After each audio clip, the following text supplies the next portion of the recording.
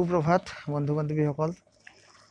আজি আমাৰ অফিচত ৭৫তম স্বাধীনতা দিৱস উপলক্ষে ফ্লেগ হোষ্টিং কাৰ্যসূচী আছে। তাতে অংশগ্ৰহণ কৰিব গৈ আছোঁ।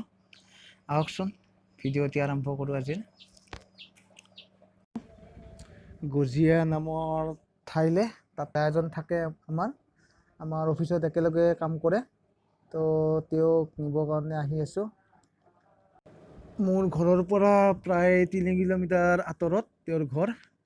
এতিয়া আহি আছোঁ। ৰাতিপুৱা গাড়ী মটৰ তেনেকৈ নাই বুলিবই পাৰি। এয়া আহি আপোনাৰ ডেকাটাক পাই গ'লোঁ লগ। ডেকাটা হাই বুলি কৈ দিয়ক। হাই বুলি কওক। লাজ কৰিছে ডেকাটাই। আৰু ঠিক আছে।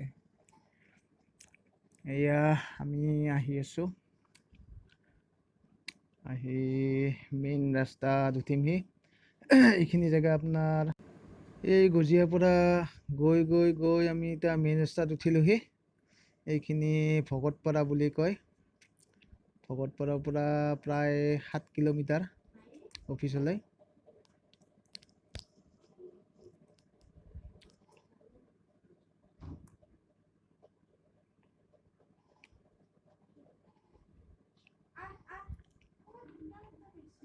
মানে এই ৰাস্তাটো বিৰাটেই জৰাজীৰ্ণ আছিল। বিৰাট সময় লাগে। 7 কিলোমিটাৰ গৈ পাওঁতে আপোনাৰ আধা ঘণ্টা 20 মিনিট লাগি যায়। এতিয়া অৱশ্যে বহুত সোনকালে পায়। ৰাস্তাটো বিৰাট ফাই হৈ গৈছে। মেইন মন্দিৰত যিখন দলং আছে, সেই দলংখনে আজিলৈ মানে জৰাজীৰ্ণ হৈয়ে থাকিল। অৱস্থা নাই। চাওকচোন বাৰু দলংখনৰ অৱস্থা।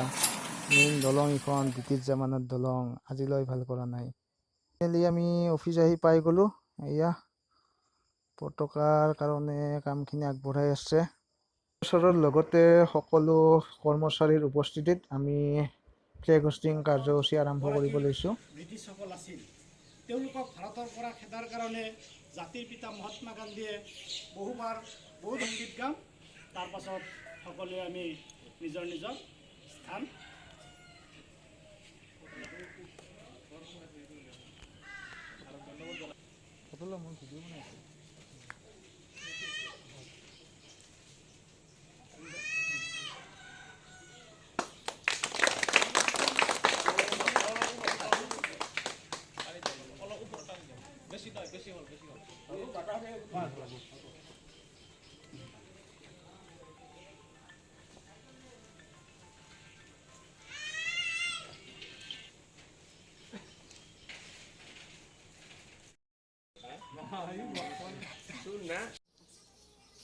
মোৰ অতি শ্ৰদ্ধাৰ মঞ্জা শিক্ষাখণ্ডৰ সৰ্বশিক্ষা মিছন অভিযানৰ বিষয়ববীয়াসকল, কৰ্মচাৰীবৃন্দ, CSC বন্ধুসকল, আজি আমি ৭৫তম স্বাধীনতা উপলক্ষে ত্ৰিৰংগা পতাকা তলত সমবেত হৈছোঁ।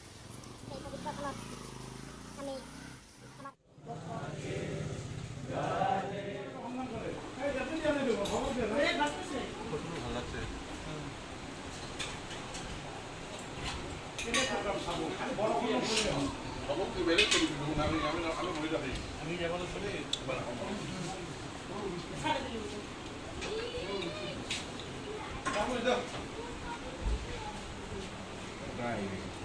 সব ইউটিউবত দি দিব পাই যাব।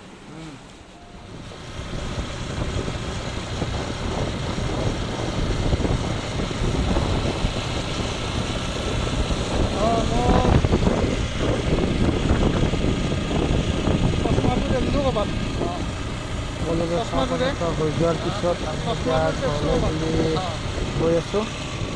আৰু বতৰ বিৰাটেই বেয়া। সোনকালে যাতে ঘৰ গৈ পাওঁ আৰু আমাৰ জেগাটো হ'ব লাগিব ঘৰলৈ। এতিয়া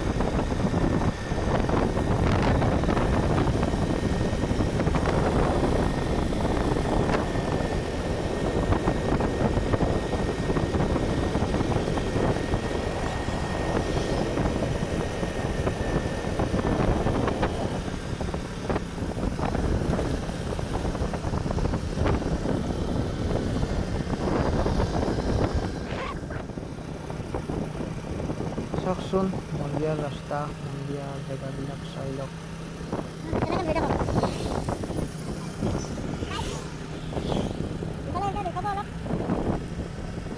আৰু কোনে কোনে মন্দিয়া আহি পাইছে কমেণ্টত জনাব।